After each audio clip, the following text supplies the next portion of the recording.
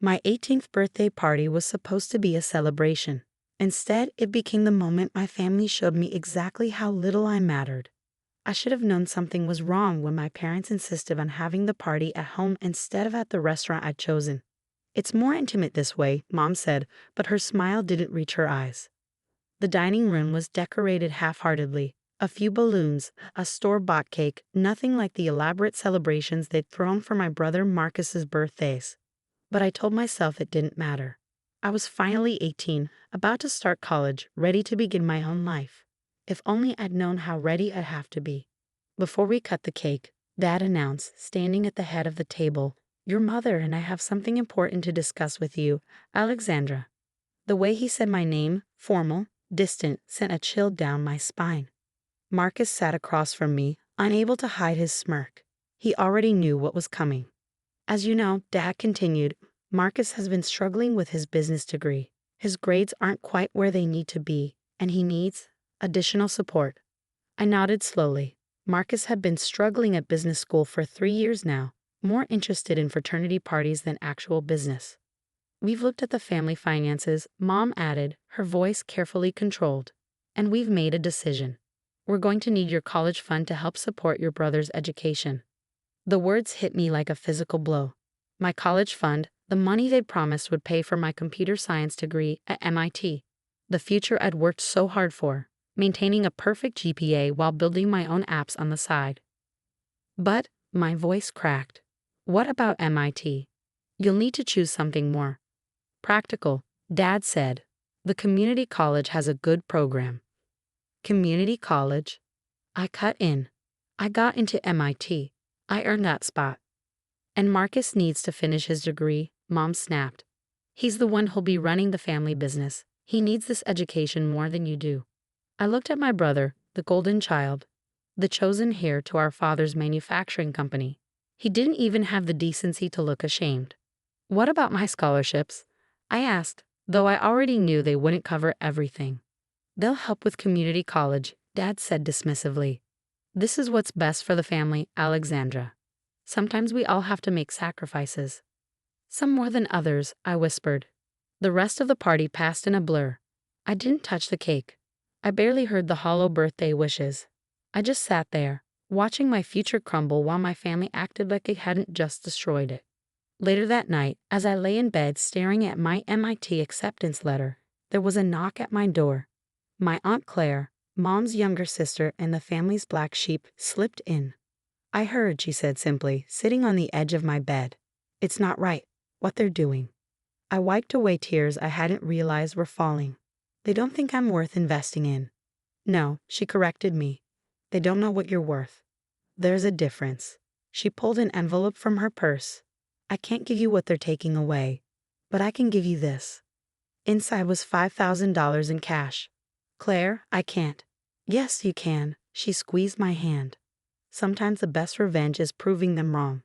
Make it count. That night, I made a decision. I wouldn't let them win. I wouldn't let their lack of faith determine my future. The next morning, I withdrew every penny from my savings account, $3,742 that I had earned from building websites for local businesses. Combined with Aunt Claire's money, it wasn't enough for MIT, but it was enough to start something. I deferred my MIT acceptance and rented a tiny studio apartment in the city. My parents didn't try to stop me. They'd probably thought I'd come crawling back within weeks. Instead, I turned that studio into my office. During the day, I worked at a local tech startup, earning barely enough to cover rent and ramen noodles. But at night, I built my own dream. I'd always been good at seeing patterns, understanding how systems could work better. Now I applied that skill to the problem that had fascinated me since high school: predictive AI for small businesses. The big companies had AI tools, but they were too expensive and complicated for smaller operations. I knew there was a gap in the market. I just needed to fill it. My first breakthrough came 6 months after my birthday. I developed an algorithm that could predict inventory needs for small retailers with 95% accuracy. It wasn't revolutionary, but it worked, and it was simple enough for any business owner to use. I called it Predict AI. My boss at the startup, Monica Chen, became my first client. She installed Predict AI in her family's restaurant, and within 3 months, their food waste had dropped by 60%. Word spread. Other restaurant owners asked about the system. Then retail shops, then small manufacturing operations. I worked 18-hour days, improving the algorithm, adding features, building a user interface that anyone could understand. My apartment became a maze of whiteboards and empty coffee cups. 1 year after my birthday party, I had 20 clients. Not much, but enough to quit my day job and focus on Predict AI full-time. That's when Marcus showed up at my door. Nice place, he smirked, looking around my cramped studio. Very entrepreneurial. What do you want, Marcus? He held up his phone, showing me an article about Predict AI in a local business journal. Dad's interested in what you're building. The company could use better inventory management. He sent me to talk about acquiring your little project. I stared at him. The same brother who'd smirked while they took away my feature now wanted to take my company too. Not interested, I said. Don't be stupid, Alex. Dad's willing to be generous. 6 figures, plus a job at the company. You could come home, be part of the family business. I thought about all the nights I'd worked until sunrise, the meals I'd skipped to pay for server space, the code I'd written and rewritten until it was perfect. Get out. Alex. Get out. After you left, I sat at my computer, anger fueling my focus. They thought Predict AI was just a little project. Fine, I'd show them exactly how little it was. I called Monica Chen. Remember how you said your brother works in venture capital? 2 weeks later, I sat across from James Chen at a coffee shop, my laptop open to Predict AI's projections. Interesting, he said, studying the growth charts. Very interesting. But why come to me now? Because I'm ready to scale, I replied. I have proof of concept, a growing client base, and a clear market need. What I don't have is capital. He nodded slowly. And your family's company, I heard they made an offer. They don't believe in me. They never have. Do you? James Chen looked at my code, my client testimonials, my business plan. Then he looked at me, really looked at me, seeing not an 18-year-old's birthday party disappointment, but a founder who'd built something valuable. Yes, he said finally. I do. The investment deal was signed 3 days later. $5 million in seed funding, plus access to Chen Capital's network of industry connections. My parents found out through the local business pages. Local tech startup Predict AI secures major investment. Mom called immediately. Alexandra, why didn't you tell us you were talking to investors? Your father could have. Could have what? I cut her off. Taken it away like my college fund? Given it to Marcus like everything else? That's not fair. We did what was best for the family. No, I corrected her. You did what was best for Marcus. Now I'm doing what's best for me. I hung up and got back to work. I had an empire to build, and I'd do it without their help or their approval. They'd chosen their golden child. Now it was time to show them just how badly they'd underestimated the one they cast aside. The next 5 years passed in a blur of growth, innovation, and relentless work. Predict AI evolved from a simple inventory management system into a comprehensive business intelligence platform. Our client base grew from local businesses to national chains, then international corporations. I moved the company into real offices, a sleek downtown space with a view of the city. My studio apartment became a penthouse, though I barely spent time there. Every waking moment was focused on building something extraordinary. James Chen proved to be more than just an investor. He became a mentor, teaching me how to navigate the corporate world while staying true to my vision. When competitors tried to copy our technology, he helped me protect our patents. When larger companies attempted hostile takeovers, he helped me outmaneuver them. You know what I like about you, Alexandra? He said one evening after a particularly intense board meeting. You don't just want to succeed. You want to revolutionize. He was right. I wasn't interested in building just another tech company. I wanted to change how small businesses operated, to give them tools that had previously only been available to industry giants. News of our success eventually reached my family, of course. Marcus's attempts to finish his business degree had finally ended in failure. Dad's company was struggling to adapt to changing markets. They needed the very technology they'd once dismissed as a little project. Mom started calling again, leaving voicemails full of forced cheerfulness. Darling, we're so proud of what you've accomplished. Your father wonders if you'd like to discuss a partnership. Marcus could really use your guidance. I deleted them all. Then came the day that changed everything. I was in my office reviewing expansion plans when my assistant burst in. Alexandra, you need to see this. She handed me an advance copy of Forbes magazine. My own face stared back at me from the cover, along with the headline, The AI Revolutionary, How Alexandra Morgan Built a $4 billion Empire from a Birthday Betrayal. The article told my whole story: the stolen college fund, the tiny studio apartment, the late nights coding. It painted a picture of determination triumphing over rejection. But more importantly, it revealed Predict AI's true value and our plans for the future. My phone started ringing almost immediately. Dad's number. This time I answered. Alexandra. His voice was different now, desperate, pleading. We need to talk. About what? I kept my voice neutral.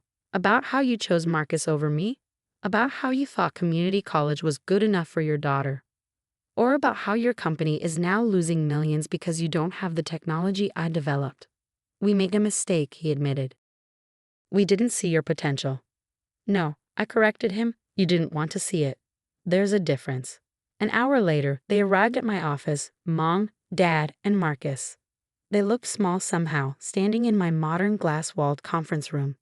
Marcus couldn't stop staring at the view, probably calculating what this real estate alone was worth.